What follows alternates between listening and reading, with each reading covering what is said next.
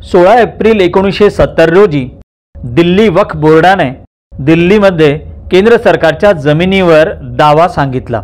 या दाव्यामुळे दिल्लीमधील wild city येथील मोरसराय रेल्वे वसाहत ज्या जमिनीवर आहे त्या जमिनीचा वाद कोर्टात सुरू झाला।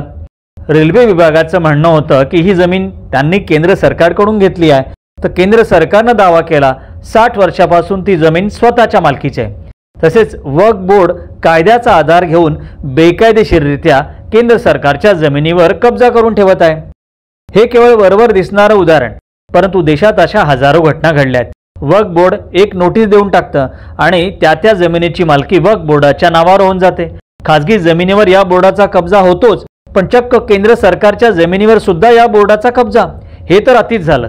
न्यायालयामध्ये खटल्याच्या सुनावणीच्या वेळेला सरकार न्यायालयात सांगतं की वक्फ बोर्ड त्यांना मिळालेल्या कायद्याचा गैरफायदा घेत बेकायदेशीररित्या जमिनींचा कब्जा करत आहे, म्हणून वक्फच्या अधिकाराबाबत पुनर्विचार करायला पाहिजे।